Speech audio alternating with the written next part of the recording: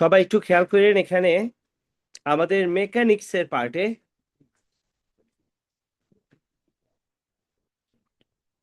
আচ্ছা দেখেন সবাই এইগুলা জিনিসপত্র করা হয়েছে। ক্লাস প্লিজ প্রপারলি এখন এখানে খেয়াল করেন, আমাদের অনেক ইম্পর্টেন্ট জিনিসপত্র করা বাকি আছে। গ্রাফ পড়ানো হয়েছে, গ্রাফস এর পরে এগুলা পড়ছি আমরা, and we were suppose to start from ticker tape timer. ঠিক কোনটা এটা পড়ছি তো? ভেলোসিটি আমি পড়াইনি, পড়াইছি তো।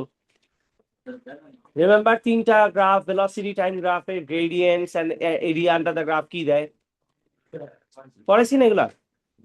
প্যারা নেই না, তোমার আবার পড়াই দিব না, সমস্যা নেই। তোমার যদি মনে না পড়ে তুমি এখানে দেখো। হ্যাঁ তো তাই তো। ও এইটা তো একই জিনিস আবার দেখাবো, উপরেরটা এখানে আরেকবার দেখানো আছে।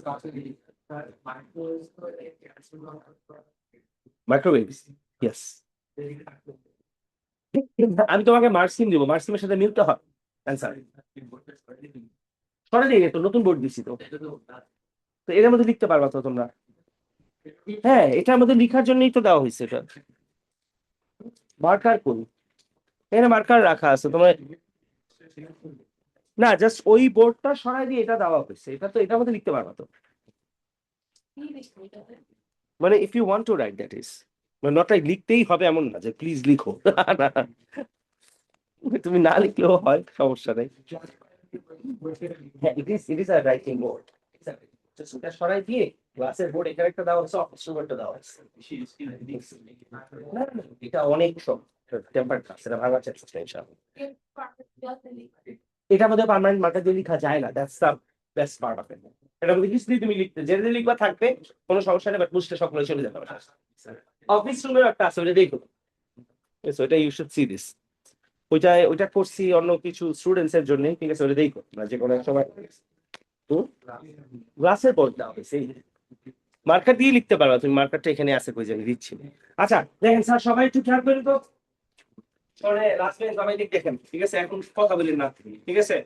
আচ্ছা এখন ট্রিগার টেক টাইমার থেকে আমরা স্টার্ট করছি। This part as I have done in batch 1, trigger tape timer খুব একটা ইম্পর্টেন্ট না, so we will talk about it but not go through the entire section.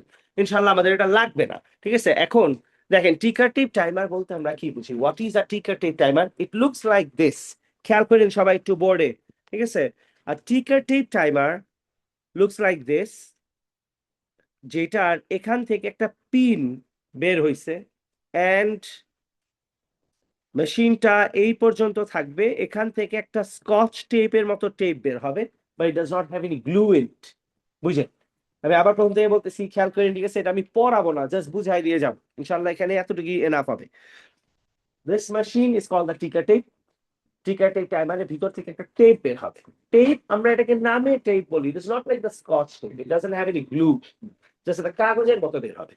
এই যে এখানকার যে পয়েন্টারটা আছে, এইটা নিচের দিকে ডট দিবে।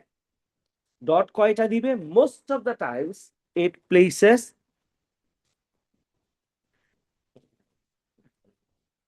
Sorry 50 dots per second.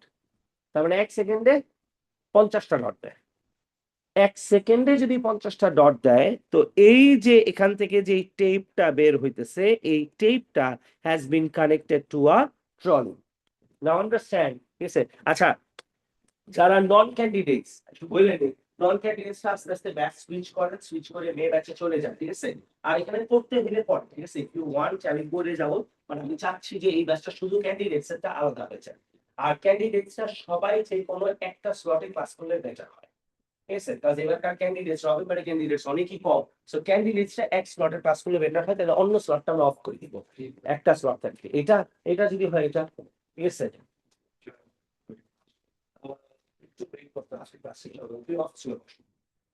আচ্ছা এখন point to this, this trolley over here, it has to be pushed in this direction.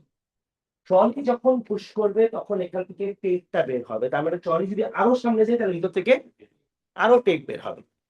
Tape বের হোক বা না হোক, ট্রলি যদি বসেও থাকে, এই ডটটা এখানে কিছু ডটস ড্র করতে থাকবে অন দা টেপ। ডটস কতগুলা দিবে? ও ডটস দিবে হইতেছে এক্স্যাক্টলি সামওয়াট লাইক সিদরাতুল মুনতাহা। এই যে স্যার আপনার কপিটা, ক্যান্ডিডেট নাই, তাই না? নন ক্যান্ডিডেট 85% বাই উইশেস। এটা তো কথা, ঠিক আছে। আচ্ছা, এখন 80% পাইছেন কয়জন? 80% অ্যাবাভ 1 2 এন্ড হাত তুলেন, রাইট, 3 জন, 4 জন। 80% উপরে 4 জন থেকে 3 জনই আমার নন ক্যান্ডিডেট, এন্ড ক্যান্ডিডেটসরা সব তার থেকে নিচে। What is wrong with you guys? কেন পড়াশোনা করো না তোমরা? ক্যান্ডিডেটস এর মার্ক কম, নন ক্যান্ডিডেটস এর সব মার্ক বেশি। ইফ ইউ আর ক্যান্ডিডেট, আপনারা 2 মাস আছে পরীক্ষার, বুঝেন না কেন? 2 2.5 3 মাস বাকি, বেয়ারলি সবকিছু মিলাই 3 মাস বাকি। আপনার জান দিয়ে পড়া উচিত এখন। You need a 9 guys, at least an 8, at least। আপনারা পড়াশোনাই করতেছেন, এটা প্রবলেম। নন ক্যান্ডিডেটস থেকে ক্যান্ডিডেটস আরো কম পড়তেছে, আরো পড়াশোনা বাড়তে হবে। It is high time that you realize এক্সামের আগে 3 মাস পড়তে হয়। এটা আগের ব্যাচ, 5-10 বছর আগের ব্যাচকে আমার বলা লাগতো না, বাট এখন তোমাদের আমার আলাদা করে বুঝায় নাকি এক্সামের আগের 3 মাস ঘোরার জন্য না হয়, এটা ঘোরার টাইম না। এক্সামের আগে 3 মাস পড়তে হয় বাসায় বিষয়। Do not get out of your home, stay home, eat all that you can. যা পারো খাইতে থাকো আর পড়তে থাকো, দ্যাটস ইউর জব। আর কোনো কাজ নেই আপনাদের, এই একটাই কাজ, খালি খাবেন আর পড়বেন আর ঘুমাও। ঘুম যত আসে ঘুমাও, কোনো সমস্যা নেই। তোমরা বাইরে ঘুরো কেন আমি এটা বুঝি না। সব ক্যান্ডিডেটস দেখি বাইরে, ঠিক আছে? আমি ঘুরতে বেরোই দেখি ওদের সাথে ওরাও ঘুরতেছে। We have a lot of fun together. সেই স্টেবিলিটি সব ক্যান্ডিডেটদের সাথে আমিও ছবি টবি তুলি। দেন আই রিয়েলাইজ এগুলো না আমার ক্যান্ডিডেটস, ঠিক আছে? এখানে ঘুরতেছে, সব খাইতেছে। হ্যাঁ, এটাই করতে হবে। গেলেই দেখি কি আড্ডাছে। কালকে সকালবেলা আমি আর রেজা স্যার গেছি কফি খাইতে, গিয়ে দেখি আমার ক্যান্ডিডেটস নিচে ইন্ডালছে, ওরা আরো আগে আসছে, ঠিক আছে? আমার আবার বলছে, স্যার বসেন প্লিজ, জয়েন আস। হ্যাঁ, ফ্রড খেলা। তুই গিয়ে পড়তে না বসবি, পড়লে আমার মধ্যে সামনে জয়েন, ঠিক আছে? আবার আজকে ক্লাসে অ্যাবসেন্ট, যে অপশন আছে, শয়তান, ঠিক আছে? আচ্ছা, তো এই হইতেছে, আমি জানি না সাহেব স্যার ব্যাটারি, আমি রাতে গিয়ে বুঝছি। কেউ এইসব স্টুডেন্টরা পোস্ট করছে তখন বুঝছি। আরে হু নোজ, সাহেব স্যার সাথে দেখা হচ্ছে, কিন্তু আমি তার জানি না। বার্থডে কেউ সেলিব্রেট করে না, টিচার্সদের বার্থডে নিজেরা কেউ সেলিব্রেট করে না। It is the students who make it like that. টিচার্সরা নিজেরা পাইতে থাকে। আমার সাহেব স্যারের সাথে দেখা হয়েছে, কোনো কথাই হয় না। আমার বার্থডে দিন ওর সাথে দেখা হয়েছে, কোনো কথা হয় না। কিন্তু উপরে গেলে বাস খাওয়া শুরু হয়, ঠিক আছে? ওনারও শুরু হয়েছে, আমারও খাওয়া লাগছে। But otherwise তো আমি যেটা বললাম যে স্টুডেন্টসরা কিছু না করলে birthday student have happened, it would be nothing, just like any other day. তোমাদের কারণে জন্মের প্যারা হয়তো রিসপার্ট নাই না করে হয়তো। আচ্ছা, তো এই হইতেছে এটা যখন 50 ডটস পার সেকেন্ড দিবে। আচ্ছা বলেন তাহলে, if the trolley moves by 4 meters, বলেন তাহলে টেপ বের হবে কয় meter? 4 meter. if the trolley moves by, রাখি চলে আসছি অবশ্যই। if the trolley moves by 10 meters, the trolley 10 meter সামনে গেলে টেপ বের হবে কয় meter? 10 meter. It's obvious. Now the point is, যদি ট্রলি বের হয়ে 50 মিটারও যায়, আমি কি করব? এখান থেকে এই টেপটাকে ছিঁড়ে নিব। ছিঁড়ে নিয়ে আমি এটা মিটার বলতে মাপার পরে যদি দেখি যে 10 মিটার হয়েছে, তার মানে আমি কি বুঝবো? ট্রলি ডিসটেন্স ট্রাভেল করছে কতখানি? 10 মিটার। এখন খেয়াল করে দেখেন আমাদের একটা এক্সট্রা ইনফরমেশন কি আছে। If I tell you that the length of the tape was 4 meter and টেপের মধ্যে ডট ছিল, বলো কয়টা ডট আছে? 10টা ডট আছে। 10টা ডট থাকলে আমরা 10টা কাউন্ট করব না। কেন কাউন্ট করব না? বিকজ এইটা থেকে শুরু করে এটা পর্যন্ত আমরা একটা ধরবো, আমরা ইন্টারভাল ধরবো, ডটস কাউন্ট করব না। প্রথমটা থেকে শুরু করে পরেরটা পর্যন্ত একটা ধরবো। তাহলে এখানে 2 3 4 5 6 7 8 9টা, তার মানে নাম্বার অফ ডটস আছে হচ্ছে 9। নাও আন্ডারস্ট্যান্ড, সবাই একটু বুঝেন। ও ডট দেয় কয়টা? 1 সেকেন্ডে কয়টা? না, 50 ডটস পার সেকেন্ড। যদি 1 সেকেন্ডে 50টা ডট দিয়ে থাকে, তার মানে ওর একটা ডট দিতে টাইম লাগে কত? 1/50 সেকেন্ডস। এটা বুঝি ইনারা, ঠিক আছে? আচ্ছা, 1/50 সেকেন্ডস লাগাও, তার মানে হইতেছে টাইম লাগছে হইতেছে 9টা ডটের জন্য কত? 9 ইন্টু 1/50 সেকেন্ডস। এটা কি সবাই বুঝি? আচ্ছা দেখেন তো, তাহলে এখান থেকে কি আমি এটা বলতে পারি ট্রলি সামনে আগে গেছে হইতেছে 4 মিটার? বলা যায়? আচ্ছা, এটাও বলা যায় না। তাহলে 4 মিটার যাওয়ার জন্য trolley, by looking at the dots, we know that the time taken was 9/50 seconds. বলা যায়, right? Now that you know the length of the tape and you know the time taken, the length is basically the distance traveled, don't you think? তাই না? তাহলে আপনি যদি distance divided by time করেন, what do you get? You get the speed of the trolley. What do you think is happening to this trolley তাহলে? বলেন তো একটু এই ট্রলি কি মনে হয় আপনার? বাই দ্য ওয়ে আমরা ডাইরেক্ট থেকে বামের দিকে দেখতেছি, ঠিক আছে? বলেন।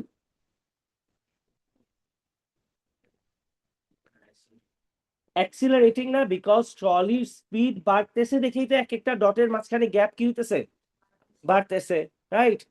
অরণি বুঝি স্যার এটা, তার মানে এটা। আচ্ছা বলেন তো এইটা কি তাইলে? What do you think about this one? বলতেছি বলতেছি বলতেছি what do you think about this one?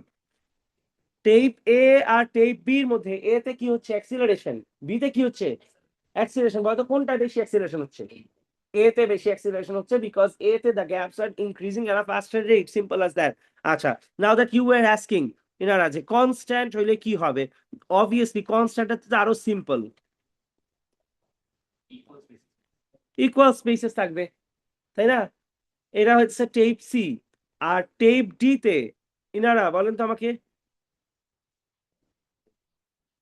Tape C R D এর মধ্যে হোয়াট ডু ইউ সি? এবার টেপ সি তে ওর স্পিড কি কনস্ট্যান্ট, টেপ ডি তে স্পিড কি কনস্ট্যান্ট, কিন্তু কোনটাতে স্পিড বেশি?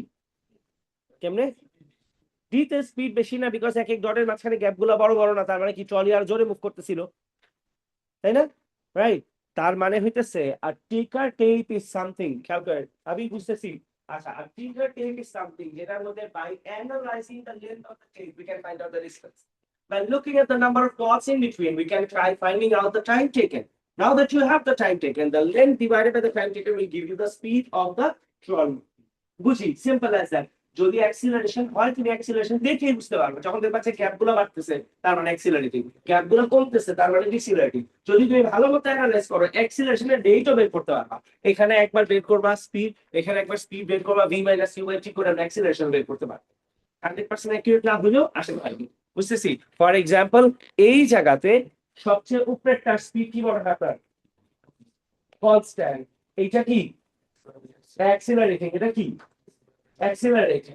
এটা থেকে এটা অ্যাক্সিলারেশন কি আরো বেশি। যেমন এই জায়গাতে this one says the car is moving fast and this is slow, faster কেমন?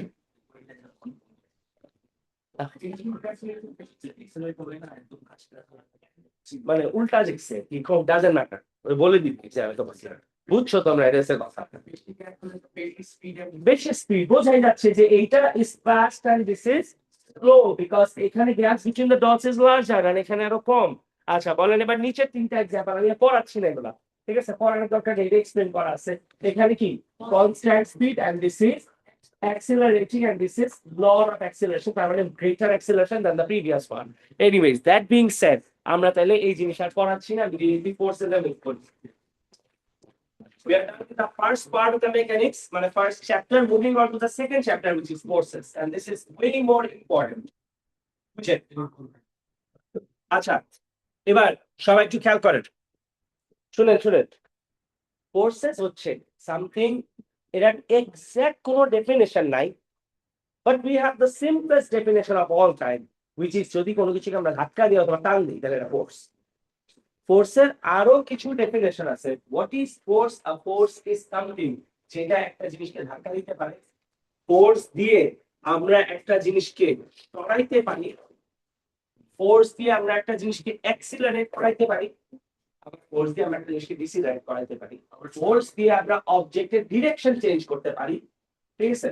ফর এক্সাম্পল একটা বল তোমার দিকে আসতেছে, তোমার মধ্যে ব্যাট আছে, তুমি যদি বাড়ি দিয়ে বাড়িতে পারবা, which is done with the help of force, ঠিক আছে? ফোর্স দিয়ে আমরা আরো কি করতে পারি? ফোর্স দিয়ে আমরা জিনিসপত্রের শেপ চেঞ্জ করতে পারি, একটা টিনের ক্যান আমরা ভাঙতে পারি, ঠিক আছে? বা একটা পেপার আমরা ছিঁড়তে পারি, ঠিক আছে? Everything is done with the help of force. A force is something যেটা basic definition is either it is a push or a pull, works in both direction. Now forces, খেয়াল করে সবাই, আমি অনেক কিছু কিন্তু একবারে পড়াইছি, ভালোভাবে শুনে, ঠিক আছে? না লিখলে প্রশ্ন একটু পরে আসছে, আসেন সামনে আসছে, ঠিক আছে? ফোর্সেস খেয়াল করে দেখেন, ফোর্সেস এর কিছু ব্যাপার আছে। The simplest definition being push or pull. আপনাদের এটা বুঝতে হবে forces can be either balanced or they can be unbalanced.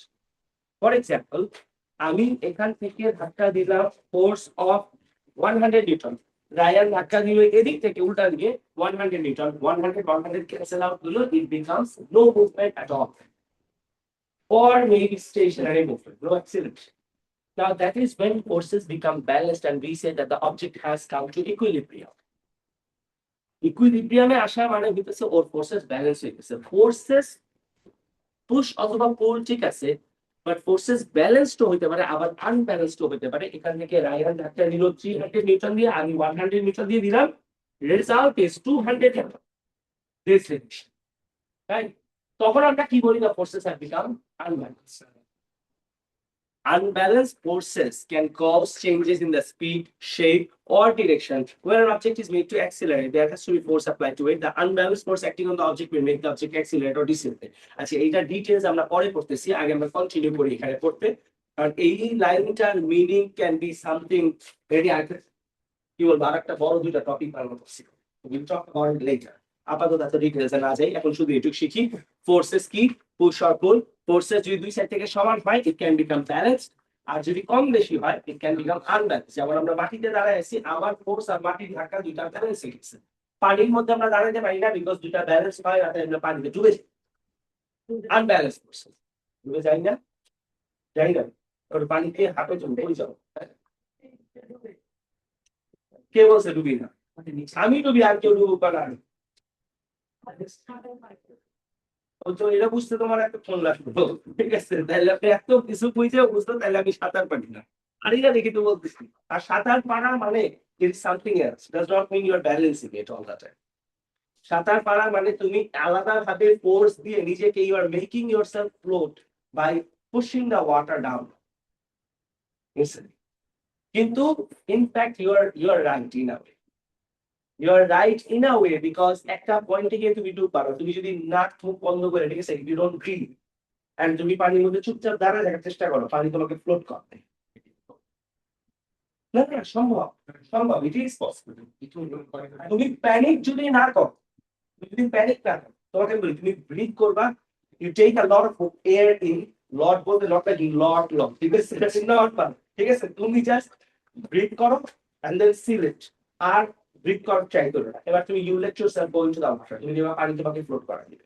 কারণ প্রবলেম হয় কোন জায়গাতে, আমরা প্যানিক করি কোথায়, পানি আমাকে ফ্লোট করা দেয় এই পর্যন্ত। So when we see that আমি ব্রিথ করতে পারছি না, বিকজ সামনে কি আছে, পানি আছে, তখন আমাদের কাছে কি মনে হয় যে আমি ব্রিথ করতে পারতেছি না, and most people start panic. And panic করলে আমরা তখন কি করি, আমরা আরো ব্রিথ করার চেষ্টা করি, এন্ড তুমি পানিতে আছো, তখন কি water gets into your nose, তখন তুমি আরো বেশি প্যানিক করো।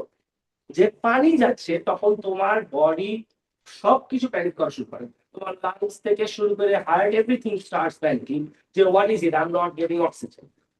সো সব মিলে আমাদের অবস্থা তখন খারাপ হয়েছে। কিন্তু এটাও ঠিক যে তুমি যদি প্যানিক না করো, তুমি ন্যাচারালি পানিতে ডুববা। কেন ডুববা না? বিকজ পানি তোমাকে যতটুকু উপরে ধাক্কা দেয়, সেটা তোমার ওয়েটের থেকে অলওয়েজ বেশি হয়। So it is not possible that পানি চাইলেও জোর করে ডুবতে। তুমি বলতে পারো তাহলে how come everybody sinks into the water? People sink into the water because মানুষ তার ফেস উপরের দিকে না দিয়ে ফেস নিচের দিকে দেয়, যেখানে পানি আছে। তুমি যদি তোমার ফেস উপরের দিকে, তুমি দেখো যারা সুইমিং পারে, আমি নিজে কিন্তু পারি, আমি নিজে পারি না, কিন্তু এটা ঠিক যে যারা সুইমিং পারে তারা কি করে, অনেক সময় পানির মধ্যে শুয়ে থাকতে পারে। কেমনে? বিকজ পানি তোমাকে ন্যাচারালি নিচের দিকে নেয় না। তোমার কি করতে হবে, তোমার মেক শিওর করতে হবে তোমার ফেস যেন পানি থাকে, so that you can breathe, তাহলে পানি তোমাকে নিচে নিবে না। কিন্তু আমরা কি করি, আমরা ম্যাক্সিমাম মানুষজন যারা সুইমিং পারি না, আমরা কি করি, we turn around and we start facing the water. এই কারণে আমাদের প্রবলেম হয়। নিঃশ্বাস যদি ছেড়ে দিই, তাহলে তখন পানি নিচে বেশিক্ষণ থাকা যাবে, এটা ঠিক আছে, কিন্তু নিচের দিকে নিঃশ্বাস ছেড়ে দিলে এটাও ঠিক যে তখন তোমার উপরে আস্তে আস্তে হ্যাঁ হ্যাঁ, পানি তোমাকে ন্যাচারালি নিচের দিকে নিবে না। এখন তুমি বলতে পারো তাহলে আমরা সিঙ্ক কেন করি? আসলে কি হয়, আমরা যখন সিঙ্ক করি, এখানে নিউটনের থার্ড লর কারণে আমরা সিঙ্ক করি। রিজন হইতেছে তুমি পানির নিচে গিয়ে যখন হাত মুভ করো, তুমি কি করবা, উপরে উঠতে চাও, তো তোমার ন্যাচারাল মুভমেন্ট কি হবে, সাবকনশিয়াস মাইন্ডে তোমার ব্রেন তোমার কি বলে, উপরে ওঠার জন্য আমার কি করতে হবে, আমার ন্যাচারাল মেথড কি, আমি হাত উপরে দিব। When you are trying to get your hands up, হাতের উপরে কি আছে বলো তো এই জায়গাটা পানি আছে না তুমি হাত উপরে নিচ্ছ তুমি you are pushing the water and water pushes you back downward Newton's third law তখন কি হয় তুমি আরো নিচে দিকে যাও তুমি আবার উপরে ওঠার চেষ্টা করো you end up pushing the water in the upward direction and water pushes you more in the downward এই কারণে তোমাকে তখন পানি নিচে চলে যায় মানুষ মনে করে I am sinking you are not sinking you are pushing yourself downward আবার হাত উল্টোভাবে মুভ করে তখন হ্যাঁ হ্যাঁ উল্টা ভাবে মুভ করলে যারা সুইমিং পারে যারা প্যানিক করে না তারা কি করে হাত এরকম উঠায় পানিকে নিচে ধাক্কা দেয় তখন পানি তোমাকে উল্টা উপরে দিকে ধাক্কা দিবে তা আমরা আসলে মোস্ট অফ দ্য টাইমস নিজে প্যানিক করে নিচে দেয় হাত পা উল্টা পাল্টা মুভমেন্টের কারণে আমরা নিচে যাই আর তুমি যদি মুভমেন্ট না করো স্টেশনারি থাকলে পানি তোমাকে উপরে ধাক্কা দিবে সো পয়েন্ট হইতেছে coming back to it forces can become balanced or unbalanced আচ্ছা কেন বা কি এসব জিনিসপত্র আমরা পরে আসি আপাতত আমরা বেসিক্স পড়তে থাকি যদি দুই সাইড থাকে আমরা ব্যালেন্স বল না হবে আনব্যালেন্স শেষ এবার আসি আমরা এখানে there are different types of forces first one is a thrust force what is a thrust force a thrust force is something that comes from your car তোমার গাড়ির ইঞ্জিন তোমাকে সামনে ধাক্কা দিতেছে thrust force প্লেন সামনের দিকে যাওয়ার চেষ্টা করতেছে thrust force ট্রেন সামনের দিকে যাওয়ার চেষ্টা করছে ট্রাস্ট ফোর্স ইঞ্জিনের ফোর্সটাকে আমরা ট্রাস্ট ফোর্স বলতে পারি একটা দড়ি বা কোনো কিছুকে টান দিলে ওটাকে আমরা টেনশন বলি টান দেওয়াকে আমরা টেনশন বলি আর রোপ ইজ আন্ডার টেনশন তার মানে কি ওটাকে টান দিয়ে আমি সরানোর চেষ্টা করতেছি দড়িটাকে দড়িটা পুরোটা টেনশনে আছে the rope is under tension ওই টেনশন এই টেনশন নাই দিলাম খুব ব্রেন কি টাইমে টেনশন নাই নাকি ব্রেন ঠিক আছে ওভার থিঙ্কিং এর টেনশন তো অন্য টেনশন রে বাপ কিসের সাথে কি এটা কি দিস ইজ ফ্রিকশন এটা আমরা সবাই জানি সারফেসের সাথে ঘষা লাগবে সারফেস তোমাকে মুভমেন্ট থামানোর জন্য একটা ফোর্স প্রোভাইড করে দ্যাট ইজ কল্ড ফ্রিকশন কিন্তু সারফেস বাদে যদি এয়ার তোমাকে থামানোর চেষ্টা করে তখন that becomes air resistance magnets on the other hand can attract opposite poles and repel the same poles which can become magnetic force positive negative charge একটা attraction করা অথবা পজিটিভ পজিটিভ রিপেল করা বা নেগেটিভ নেগেটিভ রিপেল করা is electrostatic and finally the last one and the most important one যেটা আমরা সবচেয়ে বেশি ফিল করি হচ্ছে you let anything go and earth pulls it downward is gravitational force good এই পর্যন্ত টাইপস অফ ফোর্সেস এইসব সব ফোর্সকে আবার আমরা দুই ভাগে ভাগ করতে পারি নট ভেরি ইম্পর্টেন্ট বাট আমরা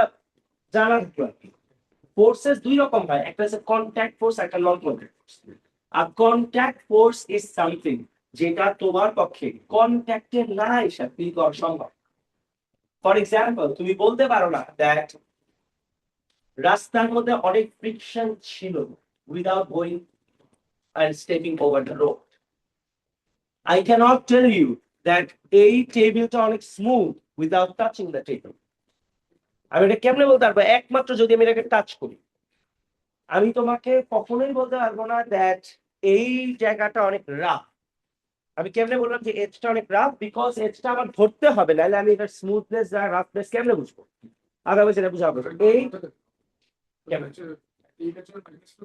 কত ফোর্স আছে তত বেশি তুমি দেখছো না তুমি ফোর্স তো ফিল করতেছো তো ফোর্স বুঝার জন্য তো তোমার ইয়াতে আসতে হবে ডেফিনেটলি ওটার কন্ট্যাক্টে আসতে হবে কি হইলো আচ্ছা এখন পয়েন্ট হইতেছে একটা সেকেন্ড সাইকেল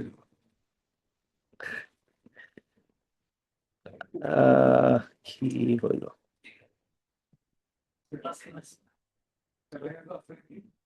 আছে আছে আছে সবাই ক্লাসে আছে আর অনলাইন ক্লাসের যার যার থাকার থাকবে সমস্যা নেই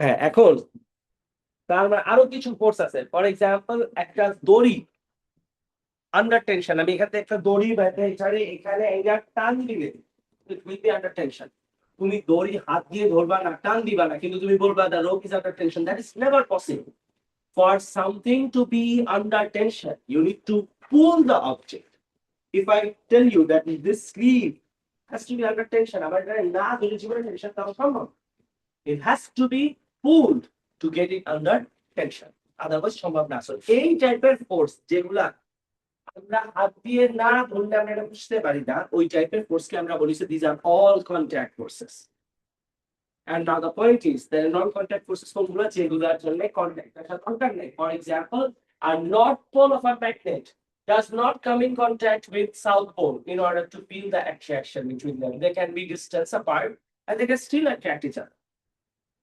Right? ঠিক আছে? এখন ফর এক্সাম্পল আর্থের এই জিনিসটাকে টান দেওয়ার জন্য গ্র্যাভিটি আর্থের ওর সাথে কন্ট্যাক্ট রাখা দরকার নেই, আর্থ ওকে দূর থেকেই টান দিয়ে নিচে নামাতে পারবে। Gravitational force, the non-contact force. A positive charge আর নেগেটিভ চার্জের মধ্যে দূর থেকেই অ্যাট্রাকশন হওয়া পসিবল, অথবা পজিটিভ পজিটিভ দূর থেকে রিপালস করা possible. These are all called noncontact forces. যাদের কন্ট্যাক্ট আসা জরুরি না তারা নন কন্ট্যাক্ট, আর যাদের জন্য কন্ট্যাক্ট আসা জরুরি তারা হচ্ছে contact forces. Simple as that. The contact forces and the non-contact forces are over here. Some of these are contact forces. For example, air resistance, friction, these are all contact forces. On the other hand, gravity, magnetic force, electrostatic force, nuclear force, these can be non-contact forces. Force is a vector quantity. It has both magnitude and direction in which the force acts. আচ্ছা, force at a time একটা জায়গাতে অনেকগুলা force কাজ করতে পারে। For example, this flight already has 4 forces acting, or engine থেকে সামনের দিকে থ্রাস্ট ফোর্স, বাতাস পিছনের দিকে এয়ার রেজিস্ট্যান্স দিছে যেটাকে আমরা লিখছি ড্র্যাগ ফোর্স। ওর একটা ওয়েট কাজ করতেছে, এন্ড ওয়েটের কারণে ও নিচে পড়তেছে না, বিকজ বাতাস ওকে উপরের দিকে ধাক্কা দিচ্ছে, which is called the lift. 4টা ফোর্স সাইমালটেনিয়াসলি ওর বডির উপর কাজ করতেছে। So there can be multiple forces acting within the same body at the same time. For example, upward force, ধরে নাও আপাতত রিঅ্যাকশন ফোর্স। ফর এক্সাম্পল আমি এখানে দাঁড়ায় থাকলে আমার গায়ে গ্র্যাভিটি কাজ করতেছে, and at the same time reaction force কাজ করতেছে, এয়ার রেজিস্ট্যান্সও কাজ করতেছে, right? Yes, sir. So, after multiple forces acting on the same body at the same time, for example, there is weight of this person along with the bicycle, 700 Newton, and an upward force 700 Newton. So there are multiple forces acting. Force যে একটাই হবে এমন কোনো কথা নেই। একটা বডির মধ্যে at a time 10টা ফোর্স কাজ করতে পারে। Yes. Normal is reaction force, মানে মাটি তোমাকে একটা ধাক্কা দিবে so that you don't go downward. Upward force, reaction force বলি আমরা ইউজুয়ালি। ডিপেন্ড করে, পানির মধ্যে গেলে তখন আবার ওটাকে আমরা আপচার্জ বলি, মাটিতে দাঁড়ালে রিয়াকশন ফোর্স বলি, বাতাসে গেলে লিফট বলবো, এক এক জায়গায় একটা বলি, বাট রিয়াকশন ডিপেন্ড করে, ভ্যারি করে। আর আপচার্জটা রিয়াকশন ফোর্স পুরোপুরি সেম জিনিসও নাই, না তোমরা এ লেভেলে গেলে বুঝতে পারবা। Upthrust is something else. Reaction force আমরা তখন বলি যখন আমরা কোনো কিছুর উপরে দাঁড়াই। আপচার্জ আমরা বলি পানির ভিতরে গেলে পানি তোমাকে ধাক্কা দিবে, তখন ওটাকে আমরা আপচার্জ বলি। তো দিস আর হ্যাঁ, ঠিক আছে, র্যাক বা লিফট এগুলো এয়ার, আর এয়ারের আপচার্জ আছে কিন্তু এটা অনেক কম, তাই আমরা ওটা বলি না। এয়ারের আপচার্জ অনেক কম, ঠিক আছে, আছে ঠিক। এগুলো তোমরা এ লেভেলে গেলে ইনশাআল্লাহ ডিটেল বুঝতে পারবা, ঠিক আছে, বিকজ উইদাউট দ্য ফর্মুলা এগুলো বোঝানো ডিফিকাল্ট। আচ্ছা, নাও ইউনিটস অফ ফোর্সেস কি? ফোর্সের ইউনিট হইতেছে নিউটনস, আর নিউটনের সিম্বল হইতেছে ক্যাপিটাল এন। আচ্ছা, এক্সাম্পলস অফ ফোর্সেস খেয়াল করেন সবাই একটু। Air resistance is drag or friction force. It opposes the motion of the object. It will vary depending on the speed with which the object is moving and the surface area on which the air resistance can act. The upthrust is a force which is in the upward direction and acts on something due to the surrounding fluid or the object. And এরপরে চলে যায় magnetic force, তাকে বলি যখন দুইটা ম্যাগনেটের মধ্যে attraction বা repulsion হয়, ওটাকে আমরা ম্যাগনেটিক ফোর্স বলি। আর ইলেকট্রোস্ট্যাটিক ফোর্স বলি যখন চার্জেস থাকে, অপোজিট চার্জেস হলে অ্যাট্রাকশন হবে আর সেম চার্জেস হলে রিপালশন হবে, ওগুলোকে আমরা ইলেকট্রোস্ট্যাটিক ফোর্সেস বলি। আচ্ছা, নাও দ্যাট বিং সেড, এগুলো তো আমরা পড়ছি। মোর দ্যান ওয়ান ফোর্সেস, এই পার্টটা আমরা পরের ক্লাসে পড়বো। আমরা এইটাতে চলে যাই বিকজ এটা অনেক ডিটেইল পড়ানো লাগবে, সেটা আমি এখন পড়াবো। নেক্সট ক্লাসে টাইম নিয়ে তখন পড়াবো। আবার হ্যাঁ, মোর দ্যান ওয়ান ফোর্সেস এটা আমি ডিটেইল নেক্সট ক্লাসে পড়াবো, বিকজ ওইটা পড়াইতে গেলে আবার টার্মিনাল গুলো পড়াইতে হ্যাঁ, সারা পড়লো ভেজাল, ঠিক আছে। অনেক অনেক mechanics chapter is just beginning, বহুত বাকি এখনো, বহুত। Mechanics is the toughest chapter, যার জন্য মেকানিক্স প্রথমে পড়াই না। অনেকেই বলে যে আমি স্পিড ভেলোসিটি কেন শুরু করি না, because speed velocity last class যেগুলো পড়াইছি, গ্রেডিয়েন্ট কি বের করা যায়, কেন বের করা যায়, why changing y by changing x is the differentiation, dy by dx corona তোমরা ম্যাথসে, dy by dx মানে কি, changing y with respect to changing x, তার মানে y by x। এটা যদি ডিসটেন্স বাই টাইম গ্রাফ হয় তাহলে gradient gives you velocity, because changing distance by changing time মানে distance by time। এগুলো জিনিসপত্র আসলে ক্লাস 8 কমপ্লিট করা স্টুডেন্টদের বুঝতে ডিফিকাল্ট, যার জন্য আমি মেকানিক্স দিয়ে শুরু করি না, বিকজ স্কুলের মেকানিক্স আর এখানকার মেকানিক্স এর মধ্যে অনেক ডিফারেন্স আছে। স্কুলে ক্লাস 8 এর ছেলেমেয়েদের তুমি যদি আমরা বলি চ্যাপ্টার পড়াইতে, আমি পড়াইতে না পারবে, স্কুলের ফিজিক্স টিচার পড়াইতে না, আমি পারবো। কারণ আমার কাছে মনে হয় পড়াচ্ছি না ঠিক মতো। বুঝছো, তখন স্কুলে কিছু পড়ায়ও না, আন্দাজে শুধু স্পিড বইলা ইউনিট বইলা শেষ স্পিড, এখানে কিছু পড়ায়ও না। স্পিডের গ্রেডিয়েন্ট টেডিয়েন্ট অ্যাক্সিলারেশন এন্ড গ্রাফ ঠিক মতো যদি তুমি না বুঝো তো চ্যাপ্টার কমপ্লিট হয়। তার জন্য ভাই কি আমার ছিল পড়াইতে প্যারা না, আধা আধা পড়াইতে আমার কাছে বিরক্ত না, আমি তার জন্য পড়াই দিই না। আমি আগে ইলেকট্রিসিটি দিয়ে শুরু করি, এনার্জি এনার্জি ওয়েভ ট্রেড ইজি জিনিসপত্র শেষ করে basically I turn the students into something where they can understand the টপিকের অনেক ডেপথ আছে, অনেকখানি বোঝা যাবে, তারপরে দেখা পড়ে। যার জন্য এটা আমি কনসিডার করি the beginning of the syllabus for me is consider as the last of it. এটা আমার মনে হয় সবচেয়ে ডিফিকাল্ট চ্যাপ্টার, সবচেয়ে ডিফিকাল্ট। এটার মধ্যে বহু কিছু পড়ার আছে, আর স্টুডেন্টস এর ওই ম্যাচুরিটি না এটা পড়ানো যায়। ক্লাস 8 শেষ করা স্টুডেন্টস এটা পড়ানো যায় না, এসব অত রেডি রাখা লাগবে স্টুডেন্টস যে হলো বছর জন্য রেডি এই চ্যাপ্টার পরে দেখা যাবে। হ্যাঁ, বহুত কাজে লাগে চ্যাপ্টার, মাত্র তো শুরু হচ্ছে, মোমেন্ট আছে না, মোমেন্ট আমার সাথে আমার কোর্সের রিলেশন রেডি করা লাগে। আচ্ছা, এখন আমরা এইটা বললাম নেক্সট ক্লাসে পড়বো, আমরা এখানে চলে যাই what is friction. Friction is something, যেটা একটা ফোর্স যেটা যে কোনো জায়গাতে আমরা সারফেস থেকে ফিল করি। ফর এক্সাম্পল, আমি এই টেবিল এখানে যেরকম ফ্রিকশন হচ্ছে এটাকে নিচে নামালে ফ্রিকশন কম হয়। কেন কম হবে? বিকজ নিচের সারফেসের রাফনেস কম। নাও আন্ডারস্ট্যান্ড, ফ্রিকশন কমপ্লিটলি এই সারফেসের উপর ডিপেন্ড করে না। ফ্রিকশন অলসো ডিপেন্ডস অন তোমার পায়ে, তুমি যখন হাঁটতেছো তোমার জুতার নিচে যে সোলটা আছে প্লাস্টিকটা বা লেদারটা বা যাই আছে, ওইটা কি দিয়ে বানানো এটার উপরও ফ্রিকশন ডিপেন্ড করে। ফর এক্সাম্পল, কিছু জায়গাতে আমাদের ফ্রিকশন বানানো ইজ ভেরি ইম্পর্টেন্ট। যেমন রাস্তায় যদি ফ্রিকশন না থাকে ইটস আ প্রবলেম। রাস্তায় ডাজন্ট ম্যাটার যত টাকাই তোমার কাছে থাকুক না কেন, government will never go for anything else but pitch. আমাদের রাস্তায় কেন আমরা পিচ ইউজ করি? বিকজ রাস্তায় ফ্রিকশন না থাকলে গাড়ি স্কিড করবে, বৃষ্টি পড়লে তখন আরেক প্রবলেম হয়েছে। বৃষ্টি পড়লে এমনিতেও অ্যাক্সিডেন্টস এর রেট বাড়ে, বিকজ বৃষ্টি হওয়ার কারণে ফ্রিকশন টেম্পোরারি কি হয়, কমে যায়।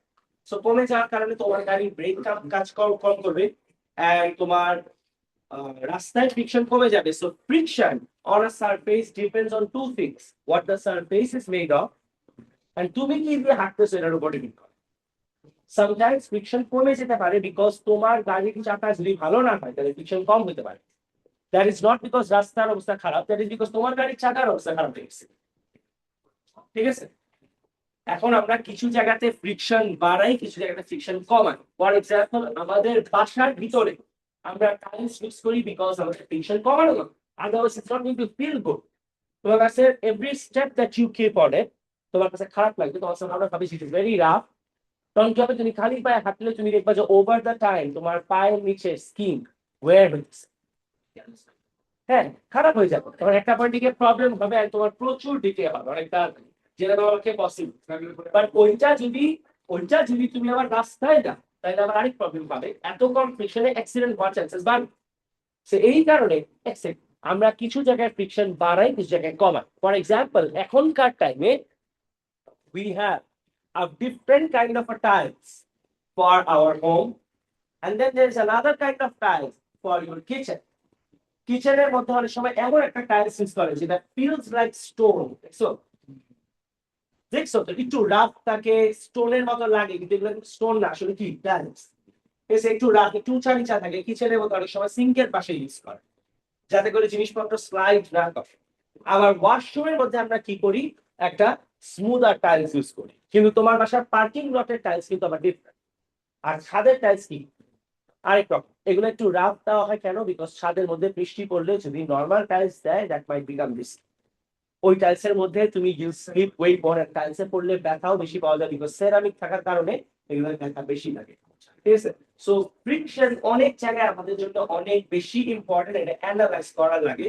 ঠিক আছে, ফ্রিকশন আমাদের কাকে বলি, anything any force that will try to stop you from movement. যেমন পুরানো স্যান্ডেল পরলে ওই স্যান্ডেলে কি হয়, নিচে রাফনেসটা কমে যায় না, তখন ওই স্যান্ডেলে কি হয়, ফ্রিকশনটাও কমে যায়। পানি পড়লে ওটার ফ্রিকশন আরো কম হয়ে যায়। ঠিক আছে? So friction is the force that causes a moving object to slow down and eventually come to rest. The kinetic energy of the body is comparing to heat energy as work is done on the moving object due to the frictional force. Usually the frictional force is very small, and so for moving object, for example, একটা গাড়ি আমরা যদি break ছাড়া গাড়ি ছেড়ে দাও moving অবস্থায়, break যদি না ধরে গাড়ি কি করে সামনে যাইতে থাকে, রাস্তার ফ্রিকশন ওকে থামাইতে পারে, বিকজ রাস্তার ফ্রিকশন অত বেশি না, তখন আমাদের কি করা লাগবে, এক্সট্রা ফ্রিকশনের জন্য ব্রেক ইউজ করা লাগবে। ব্রেক কি করে, ব্রেকও কিন্তু ফ্রিকশনই প্রোভাইড করে, তোমার গাড়ির চাকার মধ্যে একটা স্টিলের একটা প্লেট দিয়ে ধরে যাতে করে ফ্রিকশনটা বাড়ানো যায়। সো ফ্রিকশন কিছু জায়গাতে আমাদের জন্য অনেক ইম্পর্টেন্ট, কিছু জায়গাতে আমাদের জন্য বেশি ইম্পর্টেন্ট না। ঠিক আছে, বাসার ভিতর ফ্রিকশন না থাকলে কোনো সমস্যা নেই, বাট রাস্তায় ফ্রিকশন থাকা অনেকই ইম্পর্টেন্ট। দুনিয়ার সব দেশে রাস্তা কি দিয়ে বানায়, ব্রিজ দিয়ে বানায়, কারণ কি হবে, অন্য কিছু দেওয়া মানে ফ্রিকশন এখন কমবে। কেউ কেউ আছে টাইলস ইউজ করে রাস্তায় ছোট কোনো জায়গার জন্য, কিন্তু ওই টাইলসও ডিফারেন্ট কাইন্ড অফ টাইলস হয়। I have seen some of the places, যেমন আমি সৌদিতে দেখছিলাম যে ওরা কিছু রাস্তা টাইলস দিয়ে বানায়, but this tiles a different kind of tile, অনেক ফ্রিকশন হয়, টাইলস চালাতে কোনো প্রবলেম হয় না। ঠিক আছে, সো এইসব জায়গাতে অনেক জায়গাতে ফ্রিকশন আমরা ইউজ করি। স্লো হলে রাস্তা ফ্রিকশন কমে যায়, কিন্তু স্লোর জন্য এখন আবার আলাদা গাড়ির টায়ার ইউজ করা যায়, যেসব টায়ার স্লোর মধ্যে ভালো চলে, অনেক মোটা টায়ার যাতে অনেকখানি জায়গার মধ্যে কন্ট্যাক্টে আসে, তাতে করে ফ্রিকশন যেন বাড়তে পারে। ঠিক আছে, এনিওয়েজ ফ্রিকশন চেক করার জন্য আমরা একটা মেথড ইউজ করি, ওইটা